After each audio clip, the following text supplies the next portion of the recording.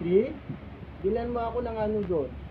Ng sibuyas, tsaka bawang at tsaka luya. Oh. Okay. 3.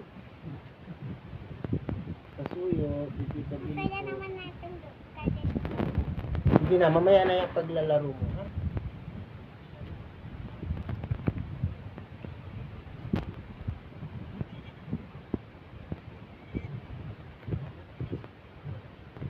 Ayan na.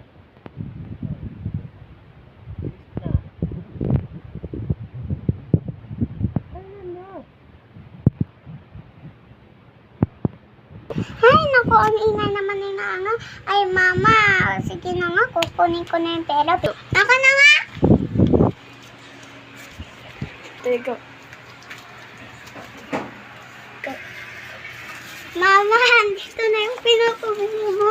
Ay, salamat naman. Ay, salamat naman. Ang tagal ko mag-antay. Hindi na ako nakaluto talaga ng lulutuin ko. Asan na sukli? Bakit? Ha? Ano to? Ito lang ang binili mo?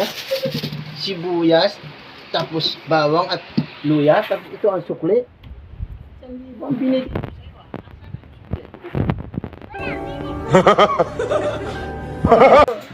Asan na yung bracelet? Ano hindi yung bracelet? Tira yan? Oh, Ano yung hawak mo?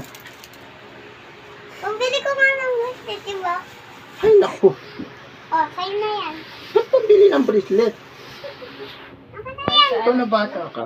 Ang dami-dami mo ng bracelet na binili. Akin na nga yun. Lagi ka nang pasaway ka talaga. Ay, nakaka-stress talaga.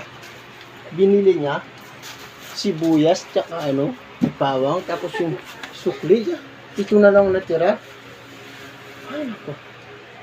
Mapapalo ko na talaga to. Nakaka-stress, ha? Astrid, sa susunod, huwag ka nang magbili ng bracelet, ha? Ayaw ko nang ganyan.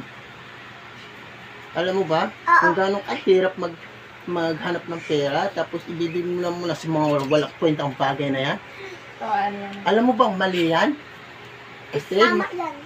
ay, tama! Ay, naku, na-stress na talaga ako sa'yo. Tinuturuan kita.